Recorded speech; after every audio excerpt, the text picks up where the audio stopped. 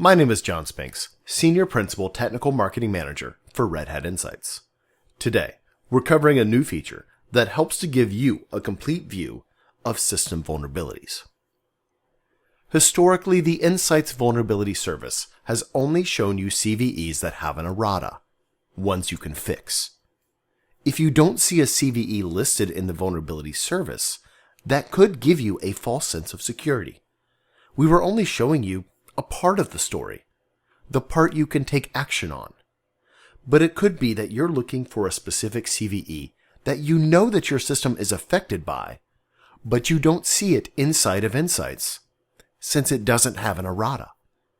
This has resulted in Red Hat support cases and time spent by our users trying to figure out what's going on. Having an errata means that the CVE has a fix we can apply. The fix status more specifically means that an errata is available for a specific platform or package, but not necessarily the whole CVE. There are several reasons why a CVE might not have an errata, and the statuses of the package reflect those reasons. If the package is affected, our product security team has determined that this product is affected by this vulnerability, and we might release a fix to address it. If it's not affected, it means that the package, which ships on the platform, is not affected by this flaw.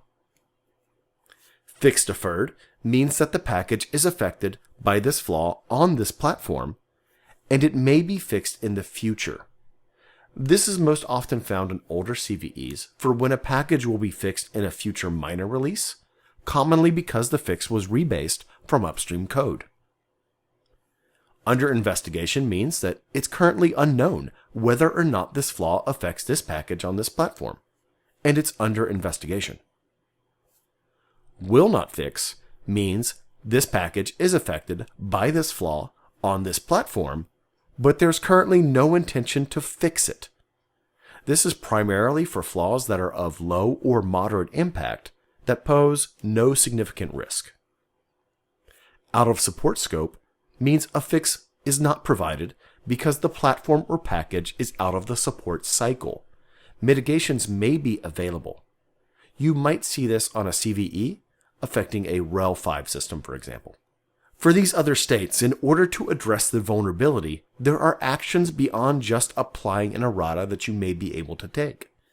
You can accept the risk, perhaps upgrade to a newer version of the package that might not be vulnerable, or might include a fix.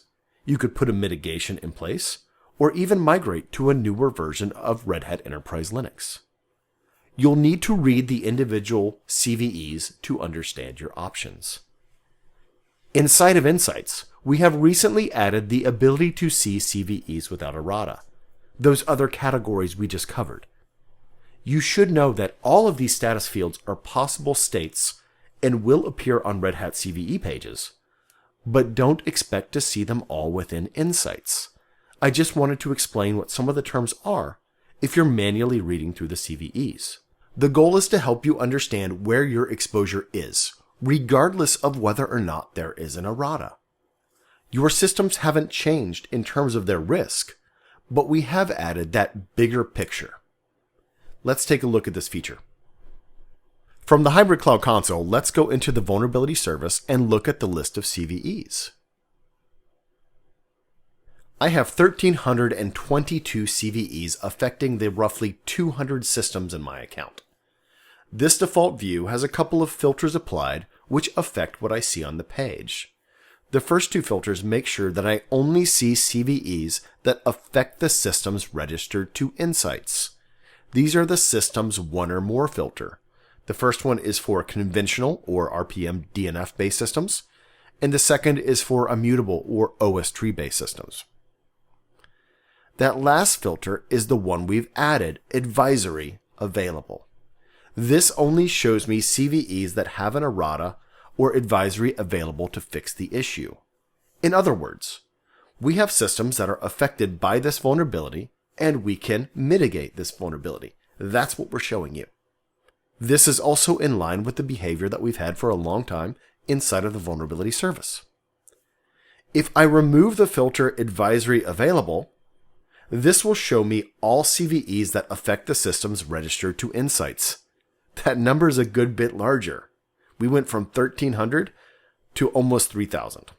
The systems or the security posture of the systems have not changed. We're just giving you that greater visibility into what CVEs affect your systems. The banner on screen will highlight this to you as well as help you understand why you may be seeing far more CVEs than what you've previously seen.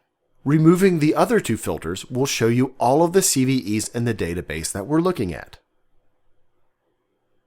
That's over 30,000 CVEs. At any point, you can easily tap the Reset Filters button to turn back to the default view. This feature can also be turned off. Maybe this is a lot of CVEs and you just don't want someone in your organization seeing this info. Or maybe you just want to return back to the old way of not seeing what you can't fix. To turn the feature off, click the three dots, aka the kebab menu, and then click Hide CVEs without advisories. That removes the feature from the view. The advisory filter chip disappears, and you can't easily see CVEs that don't have errata. I'm still seeing 1,322, and if I remove the systems one or more, now I'm only seeing a little less than 14,000 CVEs versus the 30,000 plus CVEs that I see if I'm also looking at CVEs without errata.